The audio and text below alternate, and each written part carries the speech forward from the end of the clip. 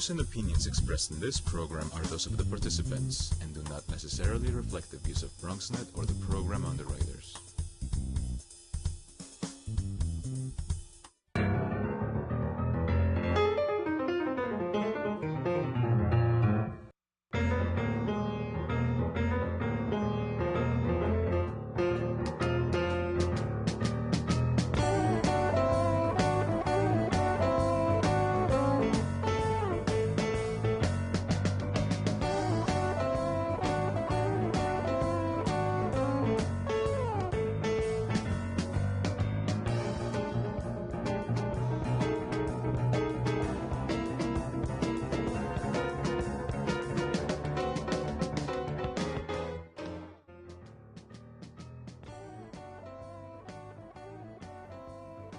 Good evening and welcome to Bronx Talk. First, Happy New Year to everyone. May 2018 bring us all peace and prosperity, especially here in the Bronx.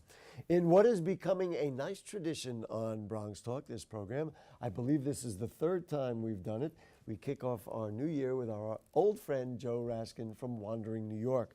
For those who don't know, Joe goes from neighborhood to neighborhood all over the city, not just the Bronx, and takes lovely photos of buildings, subways, and landscapes. And so tonight, as we have done 2 times previously, to help us kick off the new year, we have Joe Raskin with us to take a look at some glorious photos so we can get kind of a different perspective of what we see every day in our hometown. So please join me in welcoming Mr. Wandering New York, Joe Raskin. Nice to have you with us. Nice to be here, and Happy New Year to everybody in the Bronx. And Happy New Year to you too, and we're certainly hoping we're going to have a good year.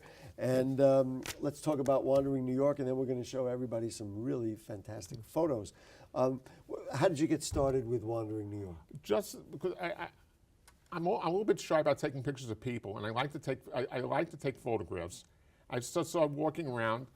At first, I was just going around taking pictures of windows and doorways, and I sort of expanded outward, taking pictures of buildings and houses, and also the subway system. Do you go out every single day to take pictures? I mean, I see a lot of them on Facebook and on your website, which we're going to show people, be able to see all your pictures. Like, how do you do it? I try. I go every day. Every day? Every day.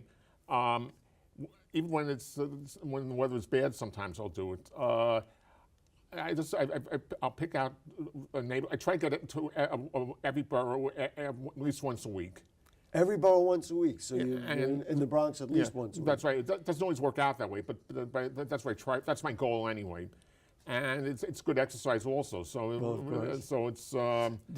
Do you like to literally take a dartboard and just throw it at the map and say what neighborhood? Because you're literally all over. I'm concerned about the Bronx, of course, but you're all over the Bronx. It varies. Sometimes I'll have a specific idea to go take a picture. Something will pop in my head. And then sometimes I'll say I haven't been to this area for a while. I'll go there. If there's a street that strikes me as very interesting, I'll have that in mind also. The other day I went along Walton Avenue down by the courthouse. Okay. Took pictures there, and the more you see of Walton Avenue, the more interests me. I want to go back and take some more pictures. Come on back. We love having you in the Bronx. What about, we were just talking about it before the show, the technology that you use. I mean, you said sometimes you even use cell phones because the technology is developed. What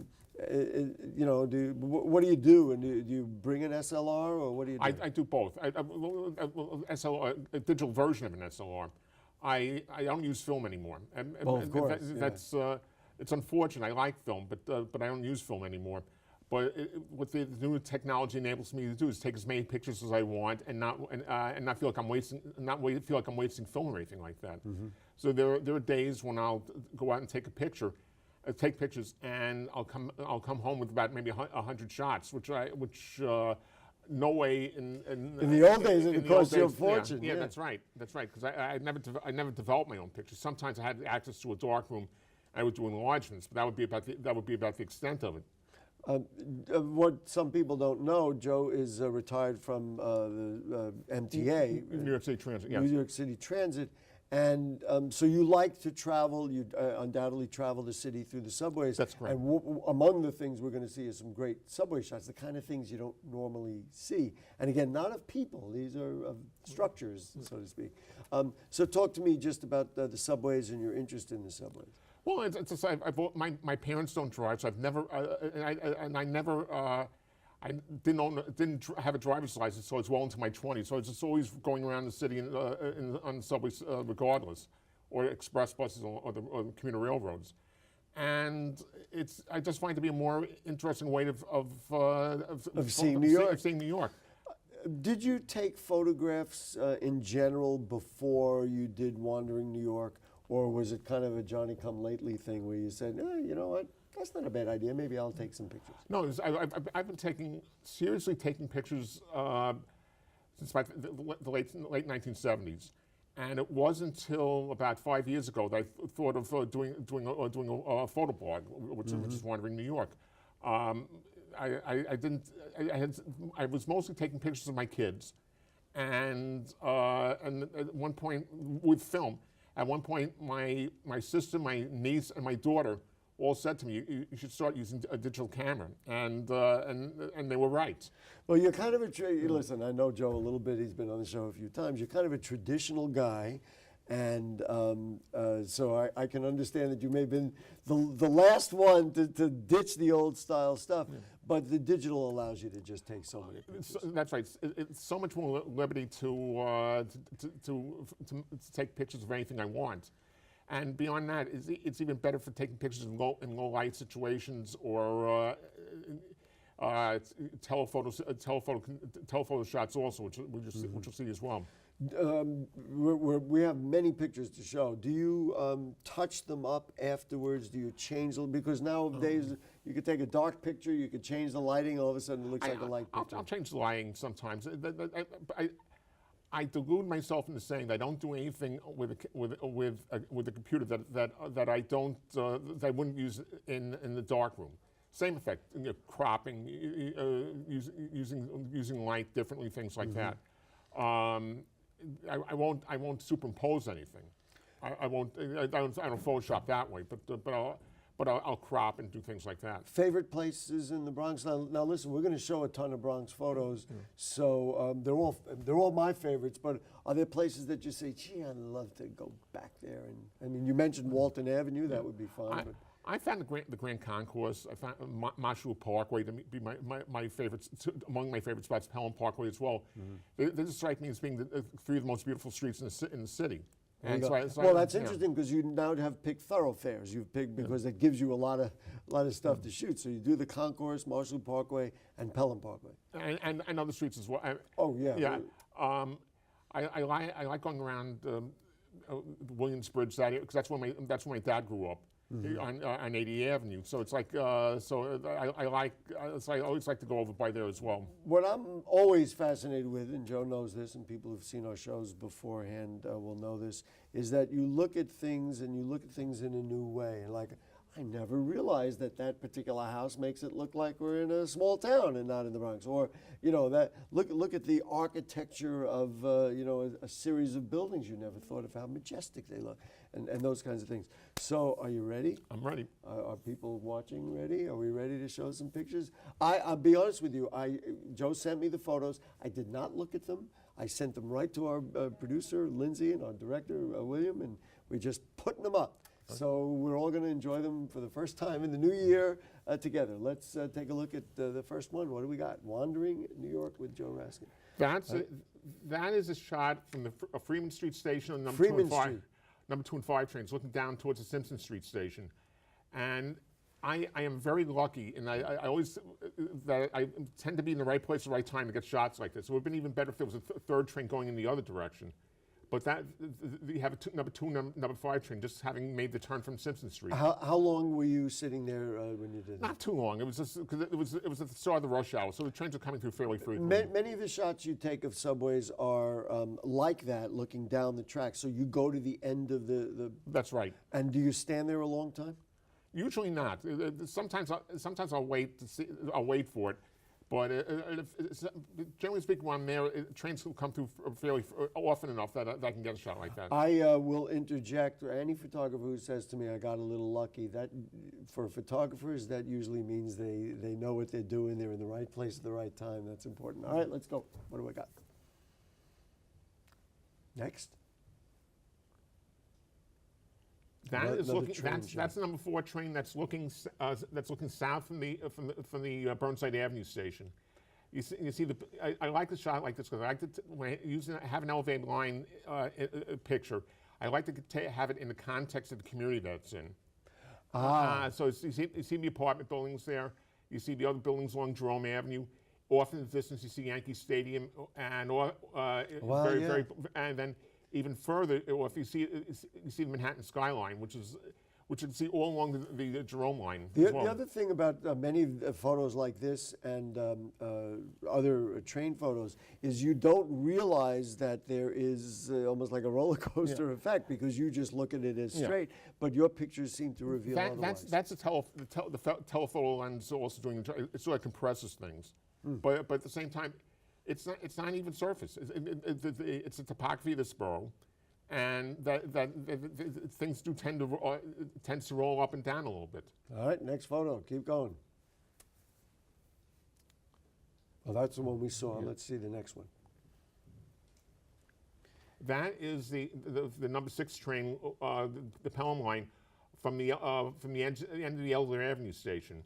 And you know what, again, what you said before holds true, and that is that you can see the community on the other side of it, on the left side, obviously. And what I love there is obviously the kind of stationary, or I don't know what the word is, flat colors of the train, and then look at the colors of the community next to it.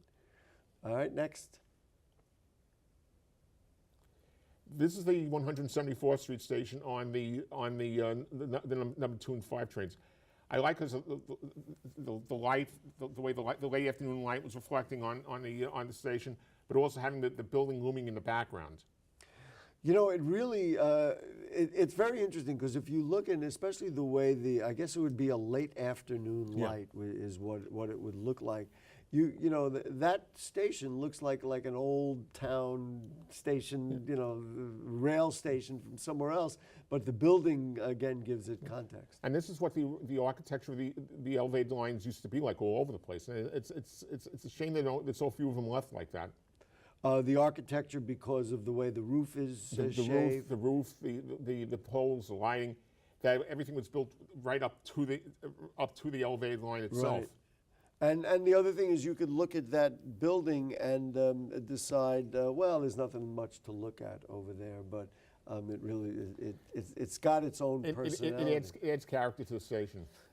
If people want to buy photographs or use photographs, they can do that through your website. We could put that website up there periodically. Not yet. I'm going in that direction, but not because not yet. I could see that people would say, "Oh my goodness, that's my train. You know, that's my neighborhood," or you know, and they're all one. There's how you can see more of them from other boroughs as well. Go ahead. I aspire to that. Let's say it that way. Joe is really a wonderful guy and a simple guy, and really, I'm just telling you, loves what he does, and we're seeing the results of that. All right, let's go.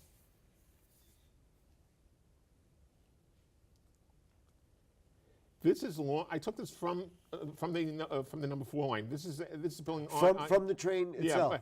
Yeah, I can get lucky sometimes using the camera. That this is right by the Bedford Park Boulevard station. Wow. This to me is one of my favorite buildings in the Bronx. It's not only in terms of the Art Deco architecture, but also the name of it's the Edna. Edna. Yeah. That's the name of the building. Yeah, and obviously the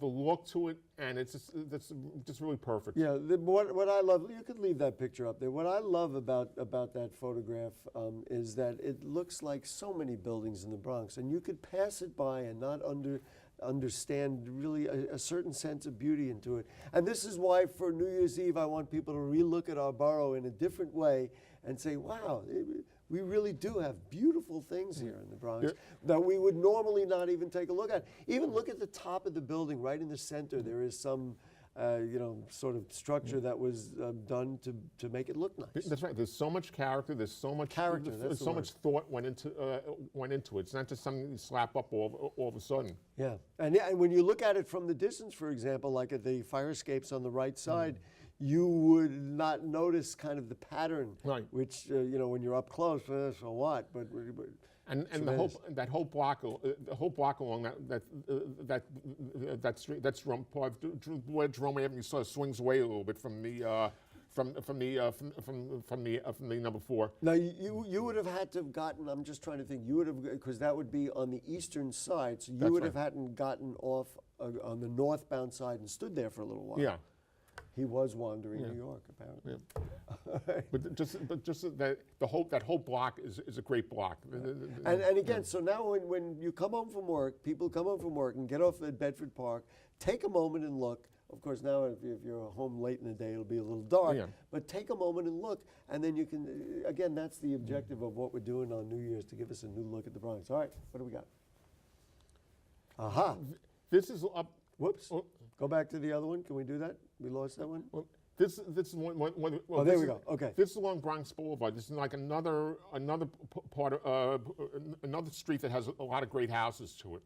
This is up above Gun Hill Road, and it's just again classic Bronx Art Deco design, and look them. And look at the what pains the architects went through to make it look a certain way. You've got the different color bricks toward the corner. Now in front of it, those are a combination of trees and wires that almost look like they're part of the same thing. Yeah. That right? I'm correct. That's in that? correct. Yeah. And Bronx Boulevard and where? Above Gun Hill, a few blocks above Gun Hill Road. North of Gun Hill Road. Yeah. Oh, I was thinking south. Huh. Interesting. And again, I wonder how many people say, "Oh, that's my neighbor." Go ahead. What do we got? Now we had that. The next one was that long row. Yeah. Of, The next one I took along the Grand Concourse, a little bit above the hospital. This is one of the reasons why I like the Concourse so much. There's so many apartment buildings like this, and it's like a museum of. It's almost like a museum of Art Deco architecture. That street. mm-hmm. And again, the different color bricks. You Yeah. could miss that if you don't take the time to do that. And of course, you got a nice sunny day. These were taken at what time of year generally? This was sort of late in the year. The trees on. It was late in the afternoon, late towards the fall. Right. Okay. Let's see. I guess we get another one. Well, more trains. And the Gun Hill Road station. It's a great station to get a view from, no matter what direction you're looking at. I like that. I like that look. Took this from the uptown platform, looking towards the downtown platform, and towards buildings in Norwood and Williamsbridge. And I'd like to think, and again, there's the community. There's the community right behind it. But the other thing that you could pass by, and I'll bet you now after people watching the show are going to go out to their subway station saying, "Wow, I never noticed how nice the lamps are." Yeah. You know, the way the lamps are shaped. MTA did a terrific job in fixing the station up. That it has a whole history to it. This is the last stop on 3rd Avenue L in the old days also. Well, people, if you've moved into the area in the last 20 years, you might not know that, but if it's still hard to look at that part of Gun Hill Road and then around the corner on Webster Avenue without thinking of the L being there. Right. Well, folks who were around when it was, it's a whole different world. All right, what do we got? This is a new look at our borough with Wandering New York. Uh-huh. This is the corner of Kingsbridge Road and University Avenue. Oh, wait a minute. I mean, I happen to know the neighborhood, Kingsbridge and University. Wow. I was standing on the southwest corner, looking towards the northeast corner. Wow. Again, you would definitely. I see. So Kingsbridge Road, and then the Armory would be to the right. Right. I think so. Further down. Yes. That would be the block down. Yes. I was just trying to get a Yeah. perspective. And goodness gracious, I have been on that corner a million Yeah. times and have never stopped to take a look and see. And of course, the shadow comes in nicely. All right, next. What do we got? And this corners. You do well with and corners. and this is a little bit further up towards the direction of the studio. Again, it's one of the interesting things about the buildings in the Bronx, more than the other boroughs, that the architecture takes advantage of the layout of the streets and the topography. And what do you mean by that? That they're not perfect squares or perfect rectangles. When the street curves, the building curves with it. I see. So on the left side, you could see that the building actually curves. So when those buildings were built, do we know? I mean, I don't want to tap you further. Then do you know about when these buildings? My guess would be somewhere in the 1920s and 1930s. Wow. But when they were built rather than conform, the streets to the building. Yeah. The building was conformed to the streets. The streets were there first, and they took advantage of what they had. Wow, fantastic. All right, what do we got next? This is University Heights. I took this from Fordham Road with the park in my back. Wait, University Heights from Fordham Road? This is South Loring Place. South Loring Place. Loring Place. Okay. And it's just, this one. What got to me was the fire escapes. And the way the light was hitting him, there's just something to that grabbed me. It's a different thing with different buildings. Sometimes it's the brickwork. Sometimes it's a lot of cases it's the fire escapes because they add like another dimension to it. The shadows, they add character to it. And University Heights is a neighborhood that I really didn't know before I started going around taking photographs. And so that's been a major discovery to me. Well, it's now a discovery to all of us. And again, I'll bet people are going to walk by buildings now and go, "Oh, this would be a nice building to take a picture of." Again, appreciating our hometown. That's actually what it's about. All right, keep it going. Let's see what more pictures we have. This I took from 165th Street. It's got to be a subway. From a subway? No. See, I'm right. Not in this case. I took this towards looking east, about a block down from the Grand Concourse. And what street? I'm sorry. 165th Street. 165th. And this is by about Carroll Place, by a little bit past where the Bronx Museum of the Arts is. Right. And this is looking east. This is looking east, and I didn't. This is one that I took. I didn't realize I had till later on when I was looking for shots to post, and this is an example where I cropped and I enlarged. And look at the lonely red building in the middle. Yeah. That's all I could think of. It's a lot of different. It's like a stew of Bronx architecture there. And that's right. They're all in there. But then what is that structure to the right and the kind of round structure? I guess that looks like an underpass. I can't. I think that's a roof of a garage. I think. A roof of a garage. But you're right. You got about 5 different types of architecture in one spot, and different eras as well. All right, keep it going. Almost to the end, I'm sorry to say.